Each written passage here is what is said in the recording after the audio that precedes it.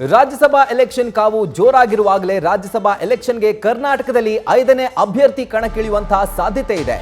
ಜೆಡಿಎಸ್ನಿಂದ 5ನೇ ಅಭ್ಯರ್ಥಿಯನ್ನ ಕಣಕ್ಕಿಳಿಸುವಂತಹ ಪ್ಲಾನ್ ಮಾಡಿಕೊಂಡಿದ್ದಾರೆ ಜೆಡಿಎಸ್ ನಾಯಕರು.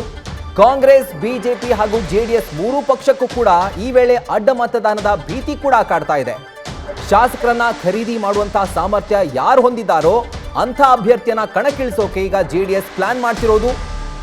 BM ಫಾರೂಕ್ ಅವರಾಗಿರ್ತಾರೆ, ಕುಪೇಂದ್ರ ರೆಡ್ಡಿ ಆಗಿರ್ತಾರೆ, ಇಲ್ವಾ ಬೇರೆ ಅಭ್ಯರ್ಥಿ ಕೂಡ ಆಗಿರ್ಬೋದು. ಒಟ್ಟಿನಲ್ಲಿ ಯಾರು ಖರೀದಿ ಮಾಡುವಂತಹ ಸಾಮರ್ಥ್ಯ ಇದೆಯೋ ಅಂಥ ಅಭ್ಯರ್ಥಿನ ಕಣಕ್ಕಿಳಿಸುವಂತಹ ಪ್ಲಾನ್ ಅನ್ನ ಜೆಡಿಎಸ್ ಮಾಡಿಕೊಂಡಿದೆ. 5ನೇ ಅಭ್ಯರ್ಥಿ ದೋಸ್ತಿ ಪಕ್ಷಗಳಿಂದ ಅಂದ್ರೆ ಬಿಜೆಪಿ ಜೆಡಿಎಸ್ ಮೈತ್ರಿ ಅಭ್ಯರ್ಥಿಯಾಗಿ 5ನೇ ಅಭ್ಯರ್ಥಿ ಕಣಕ್ಕಿಳಿಯುವಂತಹ ಸಾಧ್ಯತೆ ಈಗ ಸದ್ಯಕ್ಕೆ ದಟ್ಟವಾಗಿ ರಾಜ್ಯ ರಾಜಕೀಯದಲ್ಲಿ ರಾಜ್ಯಸಭೆ ಚುನಾವಣೆಗೆ ಕುರಿತಂತೆ ಸಿಕ್ತಿರುವಂತಹ ಮಾಹಿತಿ.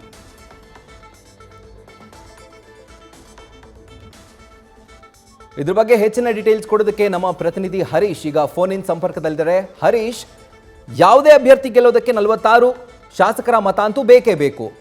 ಕ್ಯಾಲ್ಕುಲೇಷನ್ಸ್ನ ನೋಡ್ತಾ ಹೋದ್ರೆ ಬಿಜೆಪಿ ಒಬ್ಬ ಅಭ್ಯರ್ಥಿ ಅಂತೂ ಗೆಲ್ತಾರೆ, ಆದರೆ ಇನ್ನೊಬ್ಬ ಅಭ್ಯರ್ಥಿಗೆ ಮತಗಳ ಕೊರತೆ ಇರುತ್ತೆ.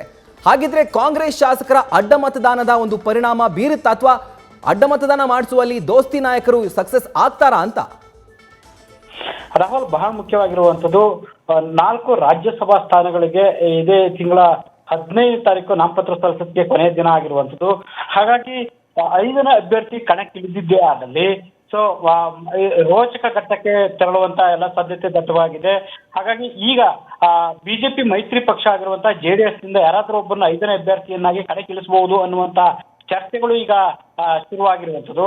ಒಂದು ಬಲ್ಲ ಮೂಲಗಳ ಪ್ರಕಾರ BM ಫಾರೂಕ್, ಕುಪೇಂದ್ರ ರೆಡ್ಡಿ ಇಲ್ಲವೇ ಯಾರಾದ್ರೂ ಅಂದ್ರೆ ಶಾಸಕರನ್ನ ಖರೀದಿಸುವಂತಹ ಜಾತಿ ಹೊಂದಿರುವ ಯಾರಾದ್ರೂ ಕೂಡ ಕಣಕ್ಕಿಳಿಯಬಹು ಸಾಧ್ಯತೆ ಇದೆ ಅನ್ನುವಂತ ಮಾತುಗಳು ಕೂಡ ಈಗ ಸದ್ಯಕ್ಕೆ ಕೇಳಿ ಬರ್ತಿದೆ. ಯಾಕಂತಂದ್ರೆ 3 ನಿರಾಯಸವಾಗಿ ಕಾಂಗ್ರೆಸ್ ಗೆಲ್ಲುವಂತ ಒಂದು ಅವಕಾಶ ಇರುವಂತದ್ದು, ಒಂದು ಬಿಜೆಪಿಗೆ ಅವಕಾಶ ಇರುವಂತದ್ದು. ಪ್ರತಿ ಒಂದು ಸೀಟು ಗೆಲ್ಲಲು 46 ಮತಗಳ ಅತ್ಯಗತ್ಯವಾಗಿ ಇರುವಂತದ್ದು. ಹಾಗಾಗಿ 5ನೇ ಅಭ್ಯರ್ಥಿಗೆ ಬಿಜೆಪಿ 16 ಹೆಚ್ಚುವರಿ ಮತಗಳು ಮತ್ತೆ ಜೆಡಿಎಸ್ 19 ಪಡೆದ್ರೆ 7 ಮತಗಳ ಕೊರತೆ ಇರುತ್ತೆ. ಹಾಗಾಗಿ ಕಾಂಗ್ರೆಸ್ನ 4 ಮತಗಳು ಕಸಿದ್ರು ಕೂಡ ಸಂಕಷ್ಟಕ್ಕೆ ಅಂದ್ರೆ 3ನೇ ಅಭ್ಯರ್ಥಿಗೆ ಸಂಕಷ್ಟ ಎದುರಾಗುತ್ತೆ ಅನ್ನುವಂಥದ್ದು. ಅಂದ್ರೆ 3ನೇ ಅಭ್ಯರ್ಥಿ ಸೋಲುವ ಒಂದು ಹಾದಿ ತಲುಪುವಂತ ಸಾಧ್ಯತೆ ಇರುತ್ತೆ ಅನ್ನುವಂತ ಆತಂಕ ಎದುರಾಗ್ತಿರುವಂಥದ್ದು.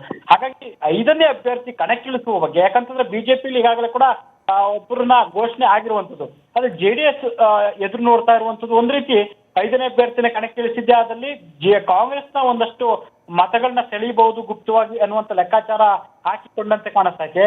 ಹಾಗಾಗಿ ಕುಪೇಂದ್ರ ರೆಡ್ಡಿ ಇಲ್ಲಾಂದ್ರೆ BM ಫಾರೂಕ್ ಮತ್ತೆ ಬೇರೆ ಯಾರಾದ್ರೂ ಆಗಿರ್ಬೋದು, ಅಂದ್ರೆ ಯಾರು ಶಾಸಕರನ್ನ ಖರೀದಿಸುವಂತಹ ಒಂದು ಸಾಮರ್ಥ್ಯ ಇದೆ ಅಂತವ್ರಿಗೆ ಕೂಡ 5ನೇ ಅಭ್ಯರ್ಥಿಯಾಗಿ ಕಣಕ್ಕಿಳಿಸುವಂತ ಒಂದು ಸಾಧ್ಯತೆ ಇದೆ. ಹಾಗಾಗಿ ಅಡ್ಡ ಮತದಾನ ಕೂಡ ನಡೆಯುವಂತ ಭೀತಿ ಕೂಡ 3 ಪಕ್ಷಗಳಲ್ಲಿ ಈಗ ಎದುರಾಗ್ತಾ ಇರುವಂತದ್ದು. Rahul, right, thank you Harish ನಿಮ್ಮ ಡೀಟೇಲ್ಸ್ಗೆ. ನ್ಯೂಸ್ ಫಸ್ಟ್ ನಿರ್ಭೀತಿಯಿಂದ ನಿಮ್ಮ ಪರವಾಗಿ.